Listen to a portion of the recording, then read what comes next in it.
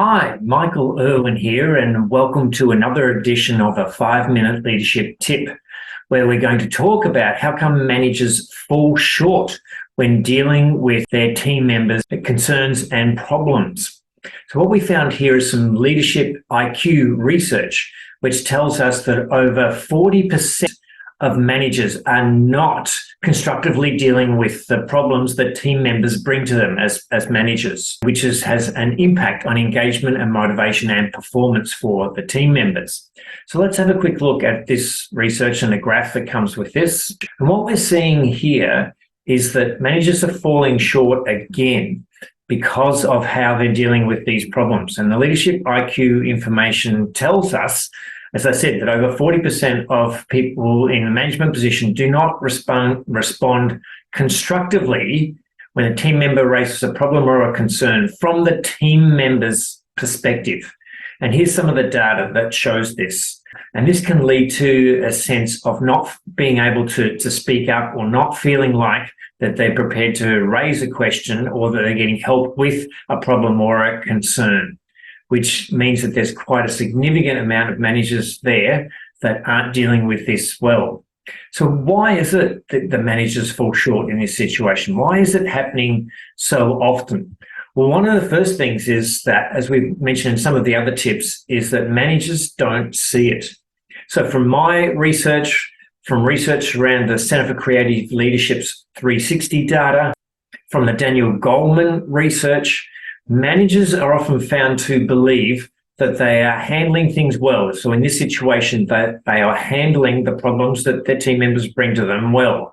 And yet the team members say they are not handling them well, that it's not what they want. They're not being handled constructively in a way that helps and supports them as the team members. Okay. So what else is happening that this is going on? Well, there's a few things that the managers do which leads to being perceived as not being constructive in the way they're handling it. The first one, which doesn't happen as much anymore, it used to be something that was significant, which is where the managers just pushes it back to the team member. Just fix it, just do it. I want you to handle the problems, don't bring problems to me, right? So just go away and do it. So the next one is where the managers really want to try and help. They want to try and do the right thing. And they'll say to the team member, I'll try, or I'll see what I can do, or something like that, okay? But from the team member's perspective, what this feels like is that the manager doesn't have the capability or the influence or the authority to be able to do anything about it. And that may well be the case. So which leads to the employees feeling that they've been let down, for the team members feeling that their problem or situation has not been addressed in a constructive way, okay? Now, the next thing that can happen is the manager says, leave it with me. And again, their intention here is to really help. What happens is, though, the manager takes over the problem and they fix it, maybe fix it without even communicating very much back to the team member, or they fix it and let the team member know what's been happening and the outcome. Now, the thing is here, the employees feel left out as part of this process, that the manager takes it on and fixes it themselves. They feel a bit disconnected and devalued, and as if they're not trusted to be involved in the solution and the problem. Okay, so that's not constructive from a team member's point of view. And then the next thing the manager might do is that they say exactly what they want the team member to do. So the manager's got this experience, they've got the expertise, they know exactly what to do. So in view of being the most direct version of help, they say, do 1, 2, 3, 4, or even more so, do 1.1 and 2.3 and 3.4. Go away and do it, get it done, tell me when it's done. Okay. So what this means is that the employees, yes, their problem is solved in one way, but they also, again, feel left out. They feel like they're not valued and they haven't had the opportunity to give their ideas or to learn and grow around this situation. Okay. So what do we do instead?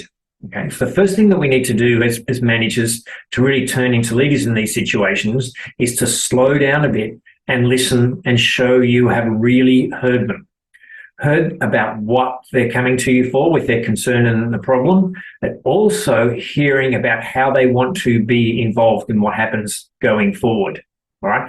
Instead of that natural reactive response which will be one of the 5 above, and this desire as the manager, when you have that desire to fix it, is to get it done quickly. So slow down, listen, show them that they have really been heard. And then the next thing here is to, again, slow down a bit and ask for their input and create a joint solution. So jointly create that solution, even if you as the manager know exactly what you should do to fix it. Okay. What we're looking to do here is build the connection and build the value and the confidence and help the team member grow, which means you engage in that conversation. Now, these are coaching conversations. So that's what I mean by slowing down, and it's taking on that approach where you actually ask questions and talk less and slow down a little bit more and engage your team member in a coaching conversation where you're encouraging them to share. That's how you come about creating a joint solution, which means that they feel much more engaged and involved and trusted and valued. And then give them the responsibility and authority they need to implement the solution. So almost all of the time in these situations, that the team member themselves should be implementing the solution, a key part of it or all of it. And you should be giving them the responsibility and authority, as well as the support to be able to implement the solution. That's what the team members want when they bring a problem to a manager. They want to be heard. They want to still feel valued. They want to have the opportunity to have input and to grow, and they want to have the opportunity to be part of and implement the solution. And that's their version of you being constructively able to handle when a team member brings a problem to you or an issue or a concern. So good luck with that going forward. Now, if you would like to be able to implement these things and many more things and be at your very best as a leader, then you can do that with my program. So working with many leaders has enabled me to create a program and a system that enables you to be at your very best every day. So my clients get these results consistently, and it's a risk-free option for you to come into this program. So would you like to be at your very best every day? Well, here's a link. There's a link below here where you can find out a little bit more. Go there, have a look, see if it's something that interests you, and hopefully I'll make it to talk to you about this program at some time in the future. Have a great day.